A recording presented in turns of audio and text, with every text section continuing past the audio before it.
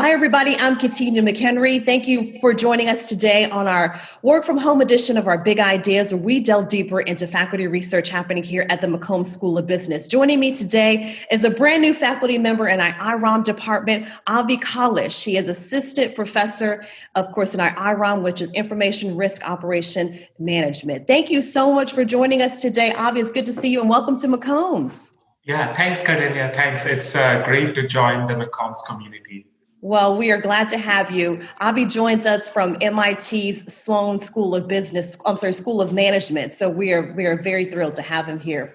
Today, we're talking about a new piece of research that he has co-authored with a couple of other professors.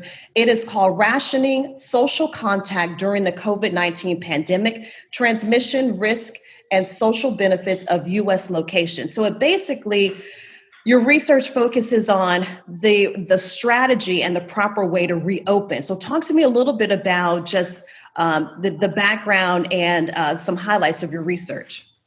Yeah, sure, Catania. So in March, when COVID started rapidly progressing throughout the country, me and my co-authors, Seth Benzel from Chapman University and Christos Nicolaides from University of Cyprus, we got together and we started thinking about what type of contribution can we as social scientists provide to the community so that it helps them in making better policy decisions. So we were thinking hard about where we could come in and help. And then at that time, we also got access to a really cool mobile location data, which we could use for research purposes. And all of us have background in economics, looking at various benefits of different types of products. And so we got together and then we decided to provide a data-driven approach to solve this problem of which places should be opened first and which places should be opened later.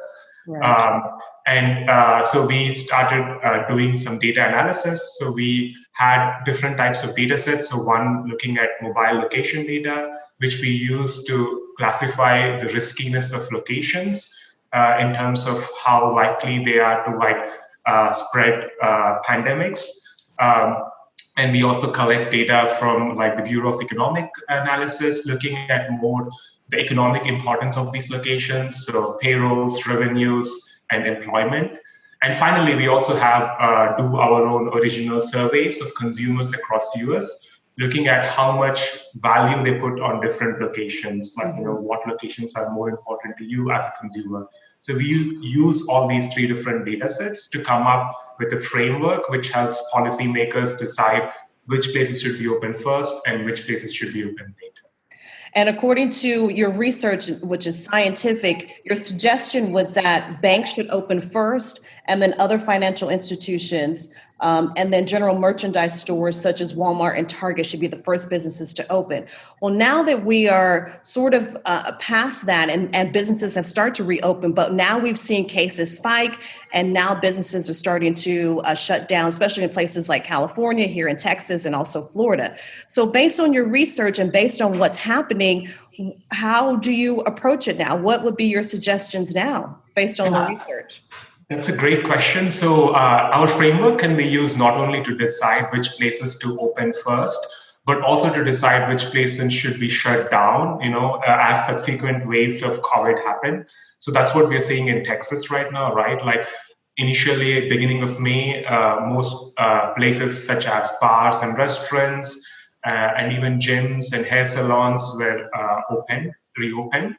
But then there's a wave which came again, in the past weeks when we've seen number of cases increase, and then that led to shutting down of bars and also more restrictions on places such as restaurants which were reopened. So we could use our framework to also not only decide what places should open first, but also when the pandemic gets worse, which places should be shut down first. Yeah. So, for example, what we find is that indoor restaurants and bars are quite risky in terms of transmission of pandemics. We, for example, see that lots of people come to these locations, they are in close proximity, and they spend a significant amount of time within that space, especially if it's indoor. And that's probably not great for transmission of pandemics. Yeah, and then on the other hand, we're looking at grocery stores and department stores and banks and also universities. They provide a lot of economic benefits to the surrounding communities. They're highly valued by consumers because they're essential for many consumers to do like their Sure. day-to-day activities. And finally, like many of them are bigger spaces where if, let's say, you have proper density controls, you could spread people out better and have enough safe distance between customers. And you could potentially reopen them without as much risk as some other locations. Yeah. So does your research suggest how long these places like banks, gyms, things like that, bakeries should be shut down? Yeah, so we don't, so we are not epidemiologists. So we are trying to provide a more economic framework about how these places should be reopened. So what our research suggests is that you should consult with epidemiologists who are the best position to decide if it's safe to reopen or not. And once, let's say they do say that it's safe to reopen certain places, then we can tell them which places should go first and which ones should go later. Sure. So I also read that your research was you advised Governor Cuomo in New York based on your research. So tell me what that experience was like. And New York, I mean, has done a lot better in handling COVID and decreasing the number of deaths in the state. So they're leading right now. So tell me about that experience, just being able to use the data to advise Governor Cuomo and his administration. Just a correction. So we didn't directly advise Governor Cuomo, but we Sure. were helping some of the consultants who were working with Governor Cuomo Okay. in following up with these reopening strategies. So New York was one of the leader in terms of deciding which places should go and which phases of reopening, like phase one, phase two, phase three, and phase four. And they came up with this framework, which is basically risk versus reward of various locations. So that's basically very similar to what we propose. What we suggest policymakers is that they should use data to make these decisions of which places should go first and which places should go later. While New York has not specified how they came up with these decisions of reopening ordering, they seem to have followed pretty much suggestions similar to what we propose. And it would be great if policymakers across the country are more transparent and basically tell why they're deciding this place should be open first before others. And it would be great if they use data to guide these decisions rather than intuitions or even various business interests and others. Sure. And just basic intuition, right? Yeah, exactly. Yeah. Tell me how important the mobile phone data is and just pinpointing locations. I know there's some places across the globe, mainly in Asia, that have used that kind of data to help pinpoint target locations and basically hotspots. So tell me in your research how important that was. Yeah, so we got access to a really rich data set about over 50 million mobile phones in the US. It's aggregated at a location level. So, to preserve privacy, we don't look at individual users' location data, but rather we look at various locations and how, how many people were there at that location at a certain point of time. And how much time do people spend at these locations? Sure. And where do these people come from?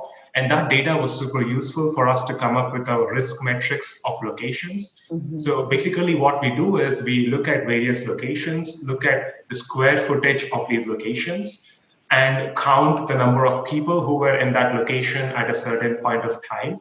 And basically we look at the density of that location. So the CDC, for example, recommends that you should maintain a proper 6-foot distance from others in order to minimize COVID transmission. But oftentimes at some of these locations, for example, liquor stores, they're quite small, densely crowded when people are out there to purchase. And it's just not possible to maintain that distance at many of these locations. So we use that data to come up with our risk metrics. And we also look at how far people travel to go to a certain location. and also what's the demographic composition of visitors of these locations. For example, research shows that people who are older are more vulnerable to COVID. So, like some of these older people have to go to like grocery stores, for example. So, so we use that as well to come up with our risk score. Yeah. Well, I know it's hard for scientists to predict what things will look like going forward and in the future. But now that we are at the place we're in the US and with cases continuing to go up, what can you say about what we should do? I mean, obviously people should wear masks, but how do you think things will look in the next several months with schools, especially universities reopening and secondary schools reopening, K through 12 schools reopening, and school districts all across the state? How could you advise how to address the next several months and just reducing the number of cases? Yeah, I wish there was an easy answer to that question, but unfortunately, what we find with our data is that, for example, many of the locations which we say should be closed first before others, even if they weren't actually closed by policymakers, people stop going to those locations. So what we find is that people vote with their feet. And if there is a higher risk of transmitting COVID, at certain location, then they stop going to those places. So what that says is that it's basically we need to fight the virus, and it's not the lockdown which is causing reduction in economic activity, but rather it's the virus itself. As long as we don't conquer COVID, and as long as we don't flatten the curve, it's just even if you open places, people are not going to go to those places, and economy won't get back on track.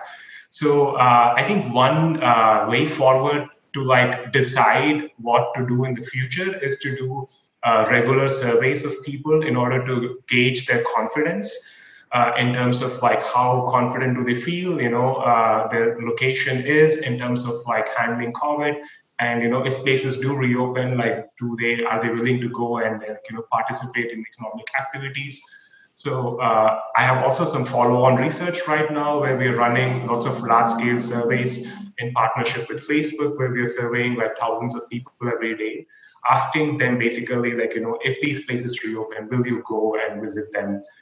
And let's say the places reopen, but with certain mitigation strategies such as compulsory masks or some of these plexiglass screens at cashiers. If you have those prevention tools in place, would you go then or not? So I think we need to get more real-time data, which would help policymakers make better decisions. Sure. Well, today we've been talking with Avi Collis. He is assistant professor in our IROM department, new to the McCombs School of Business. We've been talking about his new piece of research and his paper titled Rationing Social Contact During the COVID-19 Pandemic, Transmission, Risk, and Social Benefits of U.S. Locations. Thank you so much, Avi. Thank you for your time. And this has been a great talk today. So thank you so much for joining us on our Big Ideas Show. Yeah, thanks, Kaidanya. Thanks for having me. You're welcome. Thank you for watching. We will see you next time.